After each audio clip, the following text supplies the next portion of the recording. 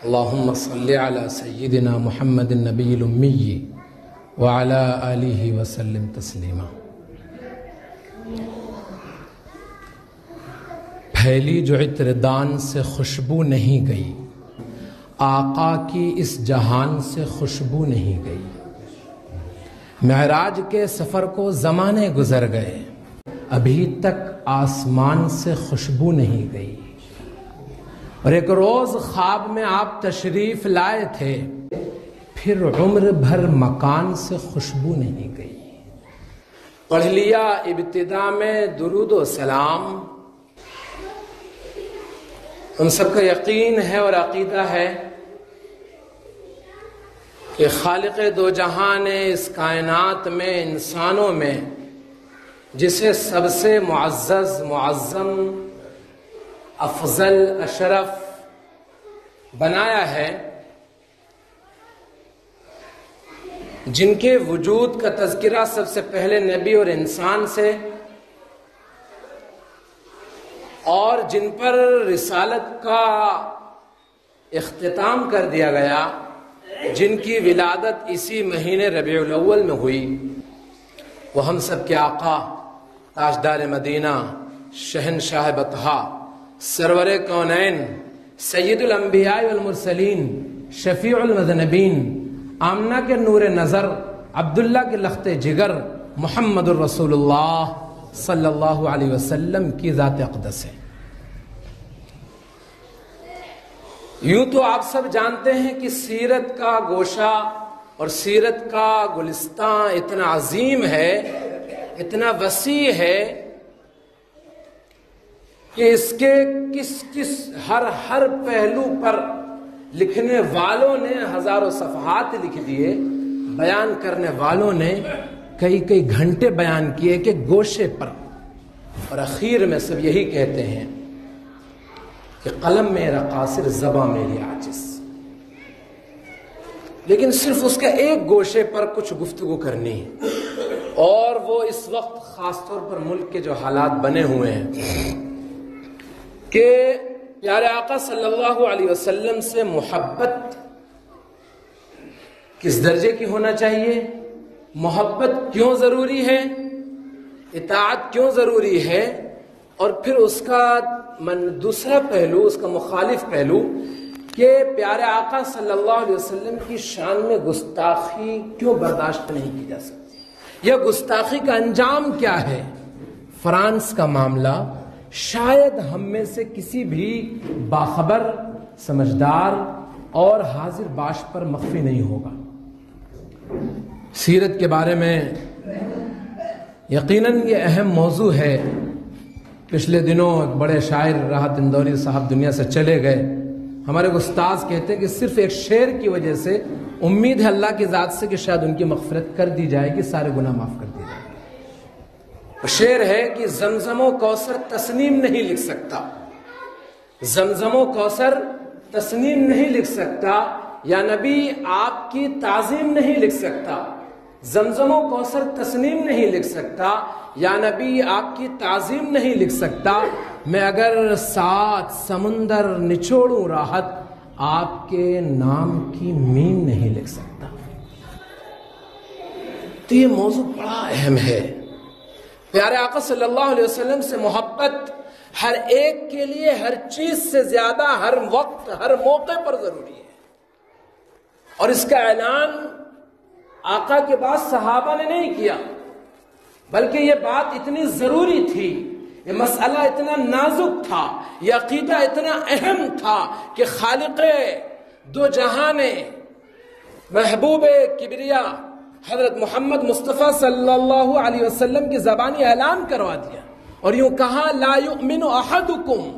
اگر ایمان لائے ہو، اگر آپ نے کلمہ لا الہ الا اللہ پڑھ کر اور محمد الرسول اللہ کی غلامی کا اقرار کیا ہے، تو اس غلامی کے اقرار میں اس بات کا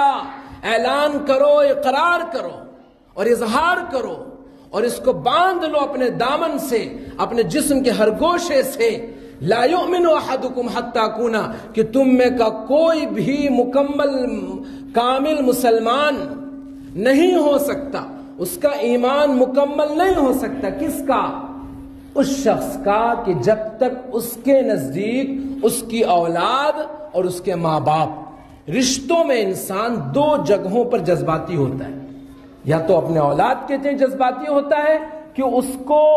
کوئی پریشان کر دے، مار دے تو برداشت نہیں، باپ کے خلاف کوئی گستاخی کر لے، بدتمیزی ہو جائے، وہ اسے برداشت نہیں ہوتی۔ حدیث میں ان دونوں کو ذکر کر دیا گیا کہ تمہارے لیے خون جو تم سے شروع ہوا نسل وہ تمہارے لیے معزز ہو سکتا ہے، اور جہاں سے تم آئے ہو نسل سے وہ تمہارے لیے بہت عزیز ہو سکتی ہے۔ اللہ کے نبی صلی اللہ علیہ وسلم نے دونوں کو ذکر کر دیا، من والدہ و ولدہ، تمہارے اوپر تمہارے نیچے، ان دونوں سے، پھر آگے سارے رشتوں کو، وہ دوستی کا ہو، سیاست کا ہو، سماج کا ہو، تعلق کا ہو، پڑوس کا ہو، دنیا کے جتنے رشتے ہو سکتے ہیں ان سب کو پیارے آقا صلی اللہ علیہ وسلم نے ایک لفظ میں سمو دیا اور یوں کہا والناس، ناس کے اندر پوری برادری، پوری ملت، پورے مذہب، سب دھرم کے ماننے والے لوگ، ان تمام سے زیادہ اگر نبی سے محبت نہیں ہے تو ابھی وہ شخص مسلمان نہیں۔ تو یہ مسئلہ نازک ہے عقیدے کا، اس لیے محبت بہت ضروری ہے، محبت بہت ضروری ہے۔ اور محبت کا تقاضا یہ ہے کہ ہر چیز کو قربان کرنے کے لیے وہ تیار ہو۔ مجھ جیسے گنہگار کے لیے اس بات کا کہہ دینا آسان ہے، آپ جیسے نیک لوگوں کے لیے اس کا سن لینا آسان ہے، لیکن ضروری یہ ہے کہ جب اس کا موقع ہو، جب اس کا وقت ہو تو ہم اس کے لیے ہر صدا پر لبیک کہنے کے لیے تیار ہوں، ہر آواز پر آواز ملانے کے لیے تیار ہوں۔ اور یہ صحابہ نے کر کے دکھایا کہ حضرت خبیب رضی اللہ عنہ، ان کو باہر لے جایا جاتا ہے اور باہر لے آنے کے بعد ان کو ستایا جاتا ہے، ان کو پریشان کیا جاتا ہے، ان کو ٹارچر کیا جاتا ہے، ان کے ساتھ بہت خطرناک نوعیت اپنائی جاتی ہے، اور اس نوبت یہاں تک آ جاتی ہے مختصراً کہ ان کو پھانسی کی سزا، پھانسی دینے کی ترتیب بنا لی جاتی ہے۔ کیونکہ انہوں نے صرف پیارے آقا صلی اللہ علیہ وسلم کی غلامی کا اقرار کیا ہے اور کسی کو ماننے کے لیے تیار نہیں اللہ کے علاوہ خدا کے طور پر۔ تو پھانسی دیتے وقت یوں کہا جاتا ہے، کیا تم نہیں چاہتے کہ تمہاری جگہ پر نعوذ باللہ، ان کی ہمت نہیں تھی، یہ ان کے بس میں نہیں تھا، کسی کے ماں نے دودھ نہیں پلایا تھا ان میں سے کہ جو محمد صلی اللہ علیہ وسلم کے سامنے آ کے یہ زبان استعمال کر لیتا۔ عمر کی تلوار ہمیشہ نکلی رہتی تھی، وہ تو باہر اکیلے صحابی کے سامنے یہ کہنے کی ہمت جٹا پا رہے ہیں۔ کیا کہہ رہے ہیں؟ کیا تم نہیں چاہتے کہ تمہاری جگہ محمد صلی اللہ علیہ وسلم کو پھانسی دے دی جائے؟ نعوذ باللہ۔ اس عاشق رسول کا جو جواب ہے، علماء کہتے ہیں قیامت تک کے آنے والے مسلمان کا وہ عقیدہ ہونا چاہیے، وہ جذبہ ہونا چاہیے۔ وہ یوں کہتے ہیں میں یہاں پر الان مجھے اس جگہ پر پھانسی دے دی جائے، مجھے اس جگہ پر ہر سزا دے دی جائے، یہ مجھے منظور ہے، لیکن میرے آقا محمد رسول اللہ صلی اللہ علیہ وسلم کے اپنے بستر مبارک پر، ان کے مقام مبارک پر، ان کے تلوے مبارک پر شوکتن واحدہ، ایک کانٹا چبھے، یہ بھی مجھے منظور ہے۔ کہ اپنی جان جاتی ہوئی نظر آ رہی ہو، موسوعۃ الفقہیہ میں کفر مطمئن بالایمان کی تشریح میں فقہا نے لکھا ہے، صاحب موسوعہ نے، ایسے موقع پر کلمہ کفر کہہ دینے کی گنجائش ہے۔ اگر دل میں ایمان پر اطمینان ہے تو زبان سے جان کی حفاظت کے لیے کوئی سا کلمہ کہا جا سکتا ہے، لیکن انہوں نے رخصت پر نہیں، عزیمت پر عمل کیا، ایک پہلو پر نہیں، اس کے اعلیٰ درجے پر عمل کیا۔ ہم جیسے حضرات کو سبق سکھلانے کے لیے کہ محبت کا تقاضا یہ ہے کہ ہماری جان جا رہی ہو، ہمارے مال کو چھینا جا رہا ہو، ہماری اولادوں پر ظلم کیا جا رہا ہو، ہمارا سب کچھ چھین کر بھی پیارے آقا صلی اللہ علیہ وسلم کی عزت و آبرو کے لیے یہ سب کچھ نچھاور کر کے بھی، قربان کر کے اگر عزت ہم بچانے کے لیے اب کامیاب ہو جاتے ہیں تب بھی یہ بہت سستا سودا ہے، اور یہ انہوں نے پیش کر کے دکھایا۔ اور اسی طرح اور بھی حضرت زید رضی اللہ عنہ کا بھی یہ واقعہ صاحب، یہ کوئی من گھڑت نہیں، صاحب البدایہ والنہایہ نے اپنی کتاب میں نقل کیا ہے اس کو۔